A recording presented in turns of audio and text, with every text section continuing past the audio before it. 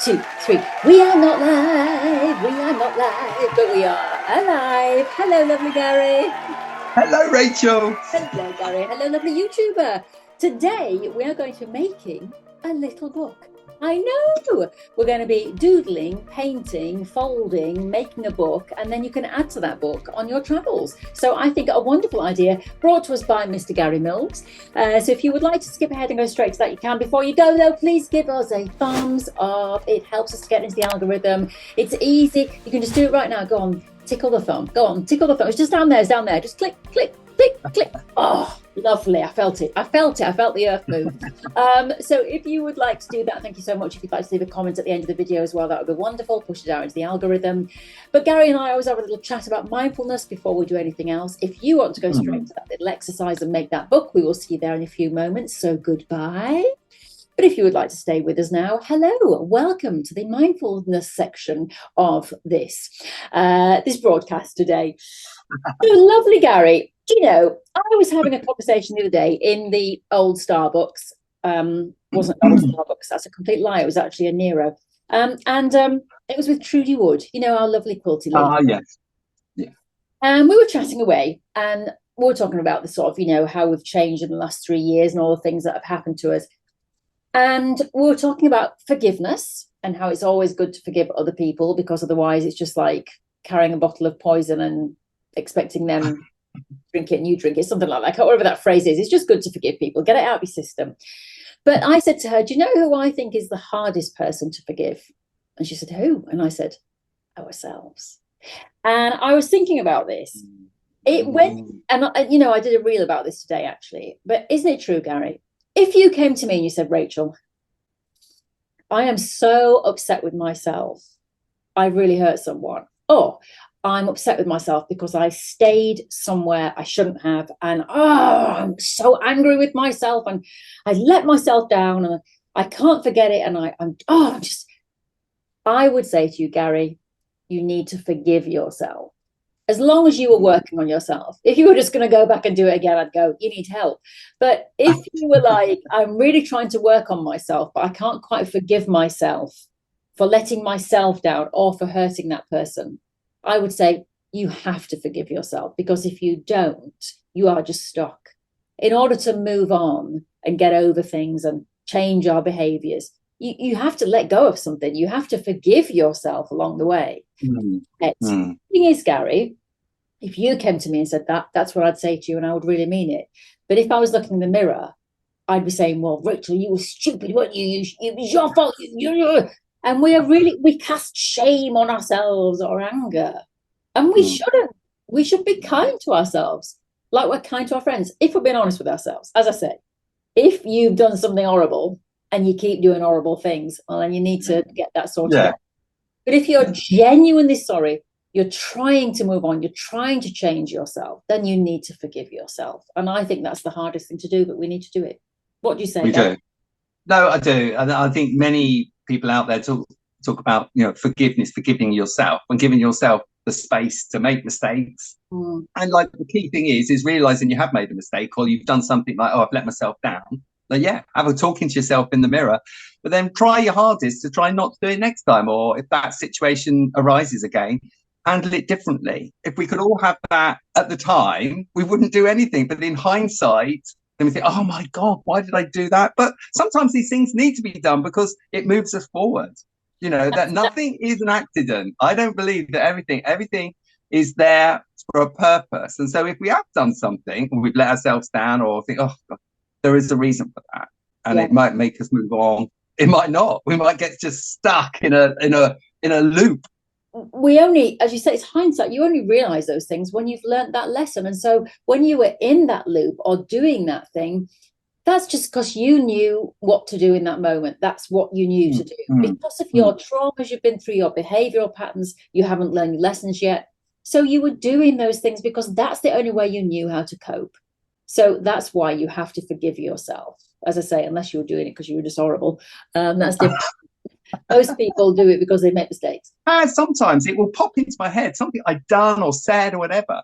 I'm thinking, why did I do that? I was a teenager. I never knew no better. Yeah. You know, And if you've got an opportunity, I did have an opportunity once. I actually saw someone, and I saw them. They were in a shop. I made a point of going over to them, and I said, "I've got to apologise to you." And they looked at me and said, "No, I hurt you once, and I'm really, really sorry." And they were just like, "What?" Oh, and that's another thing to do. Yeah, if you have hurt someone, yes, forgive yourself, but at least apologize. This is how serious an apology is in your recovery. In the Alcoholics Anonymous in 12-step thing, one of it is apologizing, but it's not just apologizing to try and get a result. You know, it's not apologizing to get that friend back. You've got to accept that friend might turn around to you, first of all, swear at you and walk off, or that friend turns around and says, "Thank you, but I don't ever want to see you." You have to accept those parameters. So you have to be apologizing for the right reason, which is that you feel you want to apologize, not to get something in return. But if you feel like you want to apologize, you should. And you have to let the ego go, you know, and don't think, well, what if this person shouts at me? That's not the point.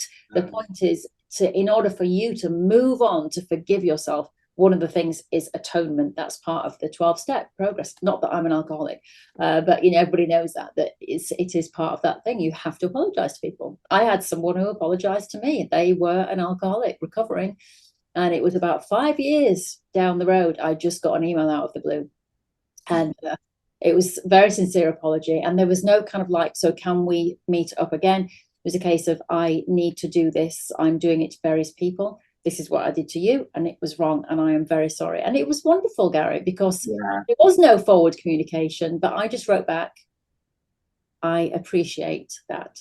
Thank you, and I wish you well." And it felt great for both of us. Felt great for both. We were both able to. Very cathartic. Very cathartic. Yes, absolutely. Lovely. We are now going to move on to our exercise. I'm very excited about this one. I do feel like this is going to take us 2.5 hours because we're making a book, but no, lovely YouTuber. Gary assures me it is a quick exercise. It's a quick exercise. So we're going to make a little book. So Gary, I'm going to move on to your hands.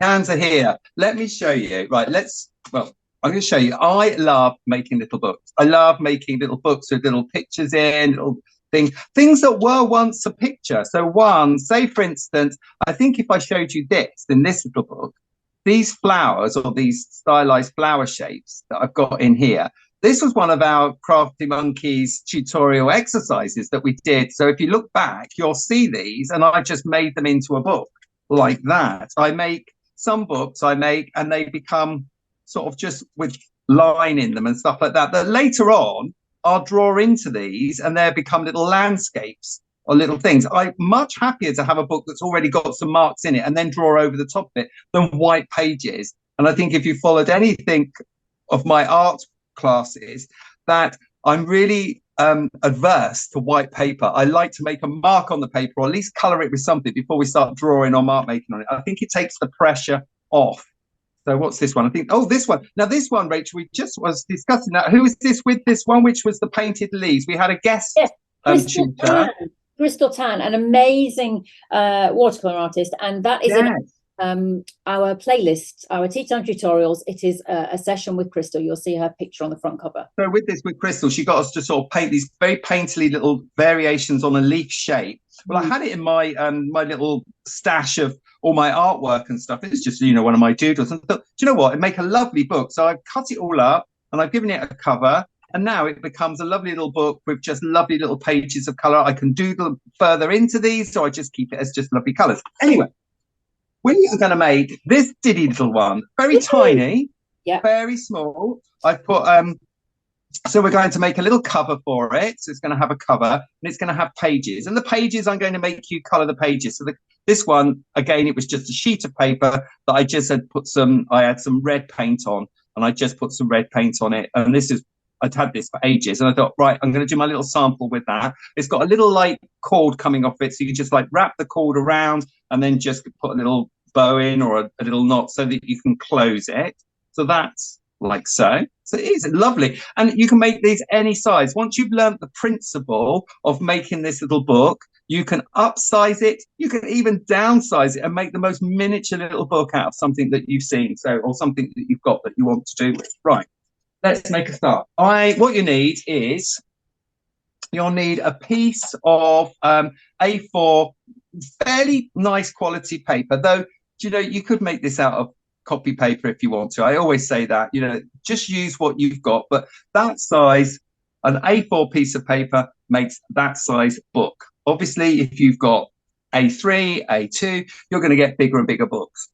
You will need another piece of paper, but maybe not as big. So you've got your A4, but you could have, as long as it's the width, but you could have it just slightly smaller. So you could have just a slightly smaller piece of paper. You don't need quite as big. So I'm just going to tear that bit in half. And that extra bit actually becomes the cover. So we're just going to make the cover with that.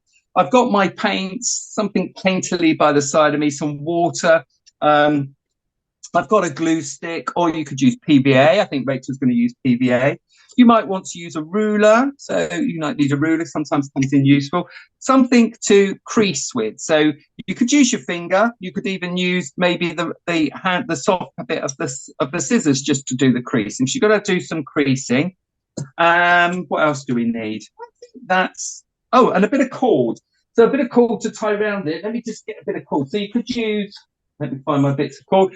You could have, this is just a bundle of just almost like wrapping cord that I use. You can see it's in a right knotty mess, but I just pull bits off of that. Or you can use a little bit of string, and a little bit of string could be just a bit of cord.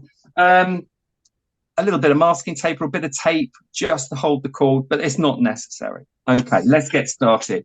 Let's just make a really nice sort of just a meandering series of just some watercolors going down here. And I'm going to dry it with my hairdryer. So I'm probably with a sort of a larger brush. I'm just going to just brush on some nice clean water, or you could spray some water on. And I'm just going to go down the page with a little bit of water, just because we always like to start with a wet background on the thing. And I'm just going to do, really, I'm going to just do that sort of ochre yellow and black, just lines that sort of blend in and out of each other.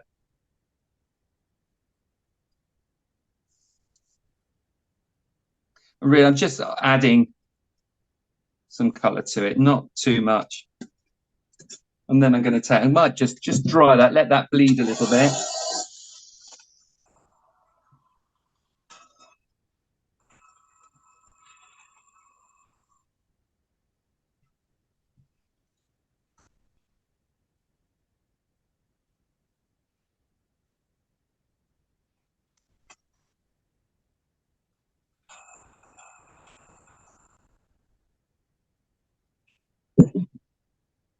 Right. I'm going to do is just going to drag a little bit of dark black through it. I might even just, you could use your black, you could use black wet paint. You could run a pencil through it. I'm just going to actually see if I can just bring in a little bit of black. This is just some black ink. I'm just going to run through it. It could be just any. Don't worry. If you've got nice wet pieces, just let that just bleed through. There you are. We'll just see what happens there. So just going to, this is my later on for landscape. Now give it a nice little dry.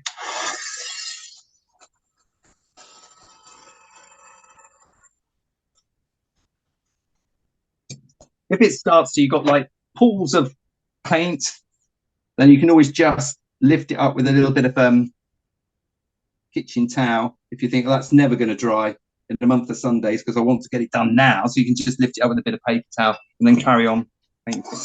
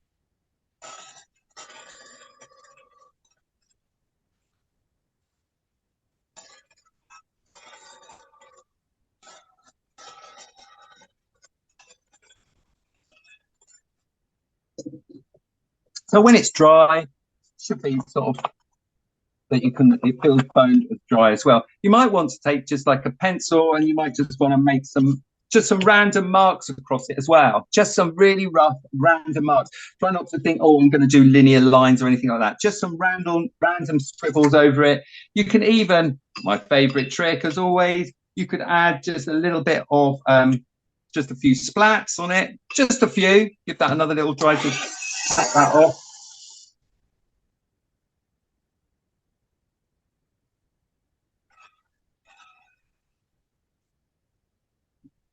When it's like that. Okay, right. How are you doing, Rachel? Just drying off. Yeah. Just drying off. Good.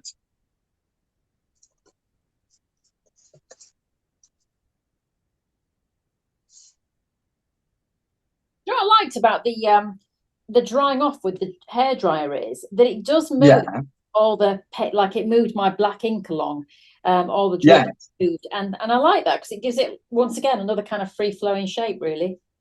And we've used that technique before in some of the other tutorials as well, where we've got it's quite wet, but we've allowed the hairdryer to push it out, and then we've drawn into some of those areas to bring it back. This one, we're not going to draw into it. We're not going to create any shapes or any forms across that. Obviously, you can. I mean, you could take one of the tutorials and create a A4 sheet of that, and you could use that and fold that up for your book. That's entirely, it's fine. Okay, is your paper dry now, Rachel? Yes, it is. Okay, so I think what you're going to do, you're going to turn it over. Let's turn it over that way. And we're going to do a bit of folding at the moment. So we're going to fold it. So I've got it portrait here. I'm going to fold it one up to there, like that. And I'm just going to crease it across there. As I said, you could use, because you want some nice creases in it. You could use the soft part of the scissors there. You might have something that's like something like this. You could use a spoon, anything like that. So you've got that. So you folded it once again. Now you're going to fold each side half again. So you're coming up to the middle, crease, and then you're going to turn it around and you're going to do this side. You're going to do that up to the middle and crease.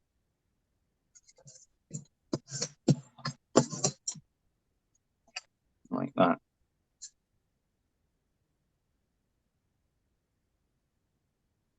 Yep. All right, so you should end up, we've got 1, 2, 3, 4, almost like 4 creased sections coming downwards. Now you turn the paper horizontal, so what we call landscape, and you're going to do the same process. So this way you're going to go back up to the top, line it all up, and crease that. Give that a nice crease. And then, so we've got a line going through the middle this way now. And now we're going to do half again. So we're going to go bring that up to the middle. Like so. Turn it around, and now we're going to do this way up to the middle, line it up, crease it along. And it's quite important to make sure you line it up. Once, it's important to make sure you've got a nice piece of squared off paper, which is A4 in size. And then when you're creasing it, make sure you've got it's all lined up nicely, because if you're slightly out, you'll have some crooked pages. Anyway.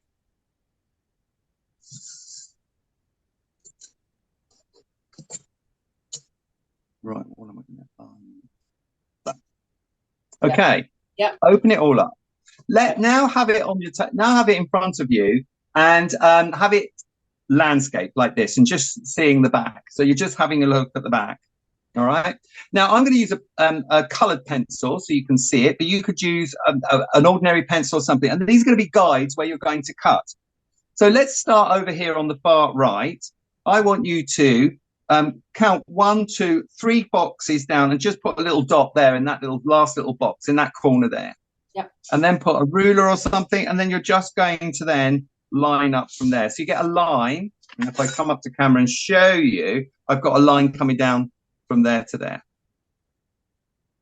Okay? Yep. Right.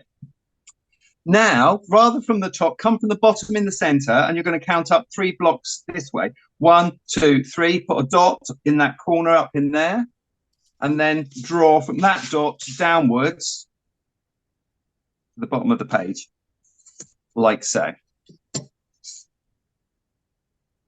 Yep. Okay? Yeah. So, and then the last one, we're going back to the top and we're counting from the top down 3 blocks, put a dot, and then draw your line. Now, once you've done this a few times, you won't need to draw lines. You'll just do it without drawing the lines on, but this just helps you as a guide.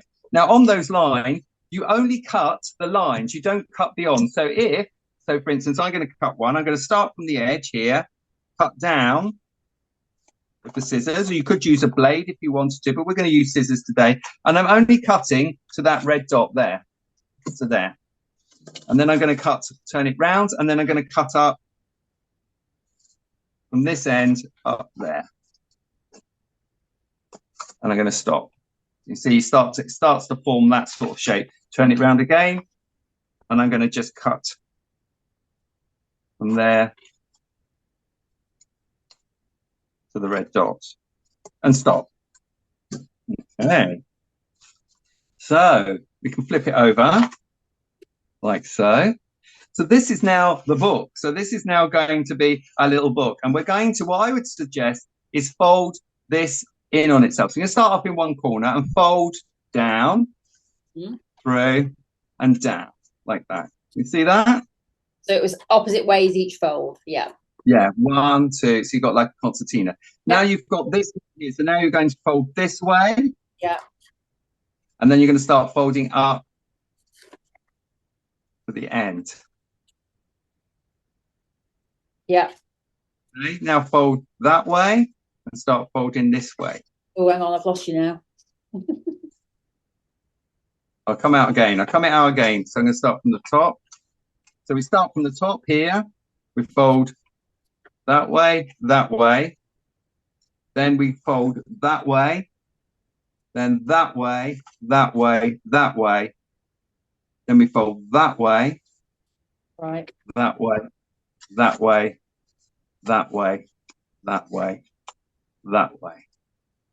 Now you've got like individual pages which have got these marks on. So now they're all broken up. They look quite abstract. And now you can do all sorts. You could doodle into them. You could play with them. As I said, these for me would become quite sort of landscape, like contours of the land, the edges of the land, things like that I'd use just to draw in. But yours could be anything. You could have just drawn flowers all over the page and then cut it up and use that, you know, as long as it's quite loose. Okay, so that's just like the book pages. Put that to one side.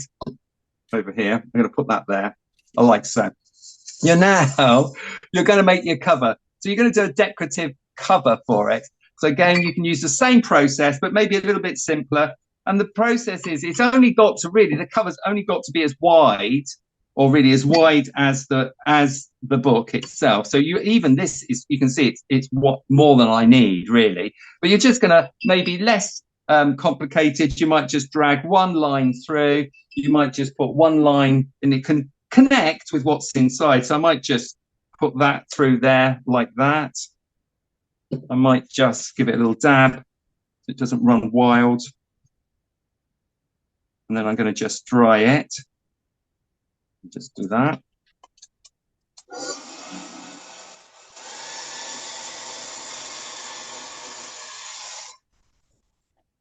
Put a little bit of that on. All right. Let me just give that a little dry. All right, so now we've got the cover. So now we've got some decorated paper that can become the cover. So you can use your book as a marker to where you want that to be. So what I normally do is I lay the book on like that with a pencil. I just put a line above and below, and then I might move it along a little bit.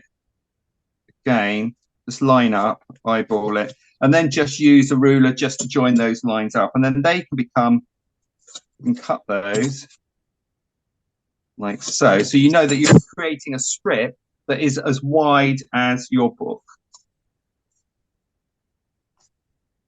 And you don't have to make the cover, like paint the cover. You could find some old wrapping paper, or again, another piece of little doodle artwork that you're going to put on the front. Anything you could find that's going to be wide enough and long enough for that. Okay. Now, you need some Pritt stick, and also you need to think how you're going to, what's the fastening for this little book? So I was going to use a little bit of string this time. So I've got a little bit of string, probably from your hand to just beyond your elbow is long enough, really. So I don't know how long that would be, maybe about sort of 12 inches, 30 centimeters long. And that should be enough. You can use any sort of cord, whatever you want to use. Now, if I say there's two sides to this book, so first of all, there's if you open it, you've got all the painted sides inside. So that's the inside of the book. And also, if you look at the book, if you've done it right, you'll find that one side is all folded pages. So one side of it is all folded pages, and the other sides are some separate pages, but then sometimes there's folds on the top and folds. So that's obviously that's the side you open of the book. This is the side which is what I would call the spine of the book. All right, so just bear that in mind. Now, you can use PVA or glue stick like so, and I'm going to first of all, so thinking about my book is opening this direction like this, I'm going to just use a little bit of tape. So I'm just going to use a bit of tape just to stick first of all, what you're going to put on is that little tie.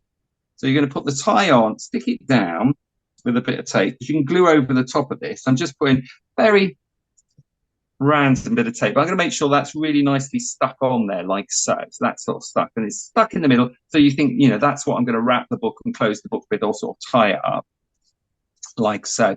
Now, first of all, with the book, imagine most books we open from right to left like so, don't we? That way. So that's the front of the book. So first of all, what I'm going to do is I'm going to just put some glue all over the front of the book, of the pages, like that, making sure some nice glue. And then I'm going to line up my cover. So I'm going to line up my cover so that my cover covers my pages, like so. It's all lined up, and it's lined up along this edge, and it's all nicely stuck down. So it's looking quite neat and tidy as I go round. All right, so that's nicely stuck down. Now, you've got the spine here. So if I bring this into camera here, you see that's the spine there, first of all. What I'm going to do is I'm going to just put like a lovely little load of bit of glue along that spine, like that. And then I'm going to put some glue on the back page. So then I'm going to put some nice glue all over the back page. And then I'm going to make sure that I'm going to get this cover, and I'm going to pull it tightly up and over onto the back of the cover, making sure that it's nice and tight, holding that spine. You see how the spine, I've got glue on my hands, let me get the glue off. You see how it's nice and square. And what you could do is, if you've got those scissors or you've got your boning tool, what you can do is just rub on the back there so you get a nice spine. And over time, when you leave this to dry, all those little back pages will all stick to the back of the spine. But at the moment, you've got this excess bit of paper that you've used for your cover. Now, what I suggest, you could either score it and cut it, you could use a blade, or you could just use your scissors, as long as you don't cut through the pages or your little bit of tape or string that you're using so that you're going to tie it with. So then we're fine. And in fact, we can just wrap the string lightly around it and tie it loosely, not too tight, because you want to be able to get in and out of it. You put a little tie there, like so. And there's your little book. Now, I would leave that somewhere to dry, maybe overnight, maybe on a radiator or somewhere warm, so that all the pages all the back of the spine gets stuck, the little cover gets stuck on it, and there you've got your little book. So that's one way, a really simple little way, Rachel, of making a book. Oh. How have you got on? Indeed, Gary, indeed.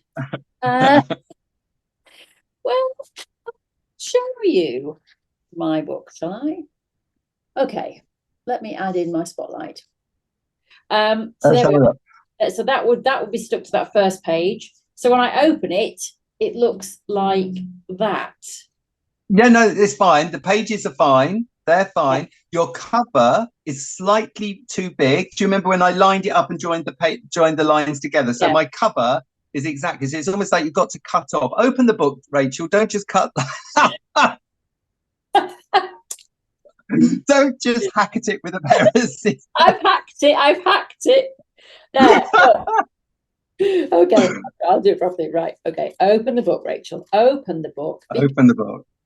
And then maybe cut that one down. And that one, don't just hat at it. Okay, right. So now it's just about the right size. So there we are. That is my book. Let's have a look.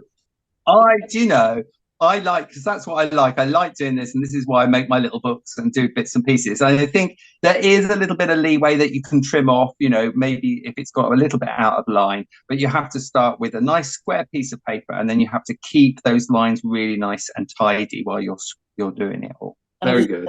I've shown last week's tutorial. That was from last week. And this is this week's. Ta-da! Now, I have to say, I look like a child who's been at school with the old, the pen, the feather that they used to put in. No, you should have dirty hands by the time you finish that. No, that's good. It's like you've engaged in your artwork. I have to say that's actually ink. Is that going to come off? You've got to do the washing up tonight by hand, not in the dishwasher. No rubber gloves. Yeah. So yeah, that was my little black pot of ink that I grabbed when you grabbed yours. I thought, I'll grab my ink, and then it went everywhere. Anyway, well, there you go. Thank you very much, Gary. In the end, as you say, I have got a little book, and I could write there or doodle. So practice makes perfect. I might have to have another go and see if I can make a better one. Anyway, thank you so much, lovely Gary, as always. Thank you to you, lovely YouTuber. Please give us a thumbs up if you enjoyed it. As always, share your little books on our socials at Gary Mills Designs and at Crafty Monkeys. We would love to share them, and do leave us a comment underneath how your book folding went. Were you like me, or were you like Gary? I'm hoping you are more like Gary than me. Anyway, thank you so much. Have a look in the playlist at our other tea time tutorials. The one is underneath there, which was the week before, and we will see you on another day. Yes.